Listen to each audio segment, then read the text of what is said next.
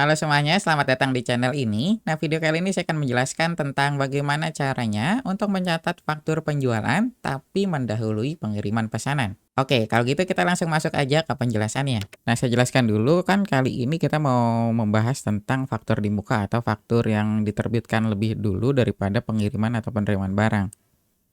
Nah, fungsinya nanti misalkan kita mau menggunakan faktur di muka ini. Nah, biasanya alurnya itu contoh kita pakai alur pembelian ya. Nah, alur pembelian itu kan biasanya kita dari pesanan, terus kita penerimaan barang dulu nih, baru nanti ditagihkan faktur pembelian, baru kita bayar pembeliannya. Ini kan biasanya alur yang normal nih kayak gini. Nah, kalau kita faktur di muka, nanti kita dari pesanan pembelian, nanti kita buat fakturnya dulu, kita ditagih dulu, dan kita harus bayar dulu, baru setelah bayar itu barang kita dikirim. Nah, kemudian baru kita diterima nih barangnya. Nah, itu nanti kalau untuk penjelasan faktur di muka, secara singkatnya tuh kayak gitu. Nah, bagaimana untuk pencatatannya di Accurate Online? Nah, caranya itu pertama nanti kamu masuk ke bagian modul pengaturan dulu, terus kamu pilih fitur preferensi. Nah, selanjutnya nanti kamu masuk ke tab fitur di sini. Nah, nanti di tab fitur ini kan kita ada di penjualan nih. Kita ada pilihan faktur di muka, ini nanti kamu checklist, terus nanti di bagian pembelian juga nanti kita ada tagihan di muka. Ini nanti kamu bisa checklist juga, terus baru kamu simpan. Nah, kalau kamu udah simpan, nanti tampilannya tuh kayak gini. Dia ada kolom tambahan, contoh kita buat pembelian ya, transaksi pembelian di sini. Nah, nanti di faktur pembelian, kan kita udah ada nih, supplier A contohnya. Nah, nanti kalau tadi kita udah checklist, itu nanti kita ada kolom tambahan di sini nih. Ini ada tagihan di muka, kemudian terus nanti di faktur penjualan, dia juga nanti ada faktur di muka. Nanti dia, oh salah maaf, dia nanti tampilannya kayak gini, saya masukin dulu. Nah, nanti tampilannya kayak gini, faktur di muka. Jadi nanti ada kolom tambahan kalau kamu checklist tadi yang di dalam modul pengaturan. Nah, sekarang kita langsung mulai aja, kita contoh untuk transaksi pembelian aja, kita buatin contohnya di sini. Ini saya close dulu sebentar. Nah, kita masuk ke faktur pembelian di sini. Nah, kita sekarang buat data baru.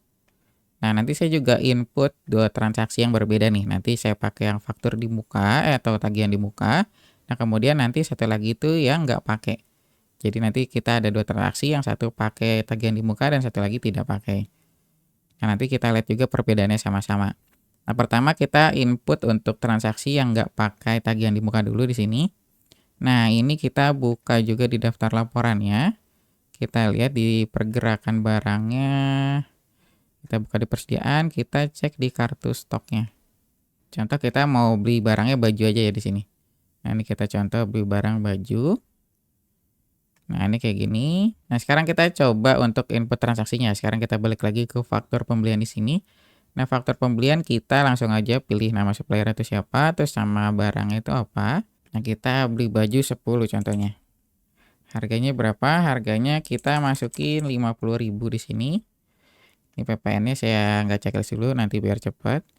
Kemudian kita klik lanjut. Nanti kan dia tampilan kayak gini. Terus nanti ya ini kita masukin nomor fakturnya dulu. Saya salah aja di sini. Nah, ini nggak saya checklist ya di sini. Jadi ini nggak saya checklist. Kemudian ini saya simpan di sini. Nah, ini kan udah tersimpan nih. Nah, kalau kita nggak pakai tagihan di muka ketika kita buat faktur pembelian, itu nanti dia otomatis langsung masuk nih barangnya. Barangnya itu kita langsung terima. Ini kita refresh lagi. Nah, ini kan dia ada tambahan nih. Kita tadi ada pembelian dari supplier A, ini sebanyak 10 ini masuk. Jadi kuantitas kita yang sebelumnya 59, sekarang jadi 69. Jadi nanti kalau kamu nggak pakai fitur tagihan di muka tadi, itu nanti kamu itu langsung barangnya masuk. Jadi kamu nggak pakai fitur penerimaan barang lagi. Jadi secara singkatnya, jadi alurnya itu kan sebenarnya dia harus dari pesanan pembelian dulu, terus nanti baru kamu terima barang nih setelah kamu pesan, itu kan barang dikirim. Baru nanti kamu terima, kemudian setelah kamu terima, baru kamu ditagihin kan. Baru setelah itu kamu bayar pembeliannya. Nah, kalau pakai tagihan di muka itu, kita dari pesanan pembelian, kita buat faktur, ini kita ditagih dulu nih sama si suppliernya, terus kita bayar. Nah, nanti setelah kita bayar, baru barang itu kita terima. Nah, itu kalau alur yang pakai tagihan di muka di sini. Nah, sekarang kita coba tes yang satunya, kita pakai yang tagihan di muka. Ini kita input lagi, kita input ulang, namanya dari supplier A aja sama. Kemudian tadi kita beli baju, ini kuantitasnya saya bedain jadi 20. Harganya tadi 50.000. Nah, ini saya checklist, kemudian kita klik lanjut. Nah, kemudian kita masuk ke tab info lainnya di sini, kita masukin nomor fakturnya, ini saya sisa lagi. Kemudian saya klik yang ini. Nah, ini kan udah nih, udah saya klik. Terus saya simpan. Nah, ini udah berhasil nih, udah berhasil kita simpan. Nah, sekarang coba kita cek lagi di daftar laporan. Ini kan kartu stok nih. Tadi kan sebelumnya kita udah input transaksi nih. Faktur pembelian, terus kita input 10, ini dia langsung masuk. Nah, sekarang coba kita refresh. Ini kan tadi kita udah input satu lagi yang pakai tagihan di muka. Kita refresh. Nah, kalau kita refresh, ini dia nggak masuk nih. Yang transaksi yang kedua. Karena kan kita tadi baru ditagih aja, barangnya belum dikirim kan. Jadi dia barang itu belum masuk di sini. Nah, maka dari itu karena kita harus bayar dulu, berarti nanti kita harus masuk dulu nih ke pembayaran pembelian di sini. Ya kan? Nah, nanti kita input pembayaran seperti kayak biasa aja. Kita pilih supplier dari mana. Kemudian kita pilih nih pakai akun mana. Kita bayarnya contoh pakai kas kecil. Kita tarik aja. Nah, tadi kita belum bayar itu yang 1 juta, yang nominalnya ini ada 20 pieces ya. Yang kedua kita pilih, nah kita bayar. Oh, ini kita hitung dulu, baru kita simpan. Nah, kalau tagihan di muka itu kan yang tadi saya bilang sebelumnya, itu kita bayar dulu baru dikirim kan. Nah, ini simulasinya atau contohnya kita udah bayar nih. Nah, otomatis kan barang baru diterima kan. Nah, nanti setelah kamu bayar, terus kamu input penerimaan barang itu dari sini. Dari penerimaan barang. Nanti kamu tinggal klik lagi di penerimaan barang, terus nanti kamu pilih terima itu dari siapa. Nomor terimanya itu berapa, kamu isi, ini saya asal aja. Kemudian kamu klik yang ambil. Nah, nanti di sini kamu ada tagihan di muka. Nanti kamu pilih yang ini. Jadi kamu jangan pilih yang pesanan. Karena kan tadi kita alurnya itu dibalikan karena kita pakai yang tagihan di muka. Jadi kan yang normalnya itu pesanan, terus penerimaan, faktur, baru pembayaran. Karena tadi kan kita nggak mulai itu dari pesanan. Berarti nanti kita mulai itu dari faktur, terus baru penerimaan, baru pilih yang pembayaran pembelian. Nah, berarti nanti kalau kamu klik ambil di sini, kamu ambil itu dari tagihan di muka. Ini sama aja kayak faktur pembelian yang tadi. Ini kamu klik, baru nanti muncul di sini. Nah, ini kan nanti kelihatannya transaksinya. Oh, ternyata kita ada baju 10 nih kita terima. Nah, ini kita lihat dulu di faktur pembeliannya dulu, kita cek. Ini kan ini saya refresh dulu sebentar. Tadi kan kita yang ini nih, transaksi yang 1 juta kan. Nah, ini kita lihat di ini dulu di di bagian statusnya. Nah, nanti kan dia tampilannya kayak gini nih. Kita kan nggak tahu ini barang udah diterima atau belum kan. Nah, nanti kalau kamu barang itu udah diterima, ini saya cek dulu di sini ya. Ini saya simpan dulu transaksinya. Nah, berarti ini kita udah masuk nih penerimaan barang sebanyak 20 pieces kan. Nah, kita lihat lagi di daftar laporannya.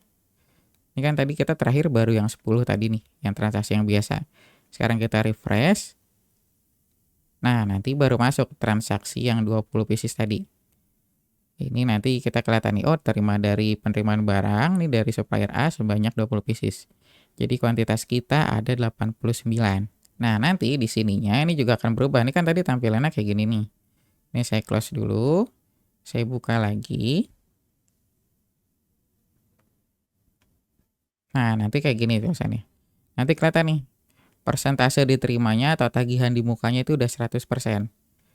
Atau kita udah terima semua barangnya. Jadi nanti perbedaannya itu kalau kamu udah terima atau belum. Jadi kamu tetap harus cek satu-satu transaksinya. Nah, kemudian kalau untuk transaksi penjualan itu sebenarnya sama aja kayak transaksi pembelian tadi kan.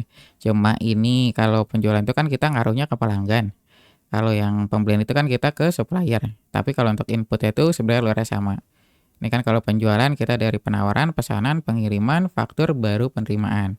Cuma kalau kamu pakai faktur di muka, berarti nanti kamu dari pesanan contohnya nih, terus kamu baru buat faktur dulu, terus kamu bayar dulu nih customer-nya, baru barangnya kamu kirim. Itu sebenarnya alurnya sama aja kayak di transaksi pembelian.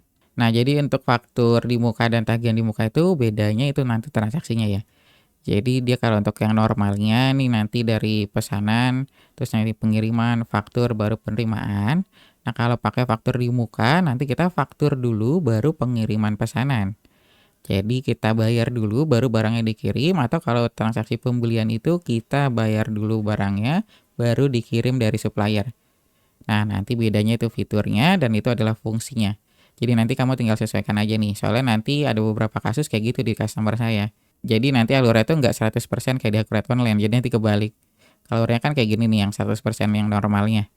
Dari pesanan, penerimaan, baru faktur. Nah, ada beberapa customer saya tuh mulainya tuh dari pesanan, baru faktur dulu dan dibayar, kemudian kalau udah bayar baru barangnya dikirim. Makanya nanti kamu tinggal sesuaikan aja dengan alur yang ada di perusahaan kamu. Nah, itu tadi adalah penjelasan tentang cara mencatat faktur penjualan mendahului pengiriman pesanan. Jika kamu ada pertanyaan lainnya, kamu bisa tulis di kolom komentar. Terima kasih sudah menonton video ini sampai selesai. Sampai jumpa di video selanjutnya.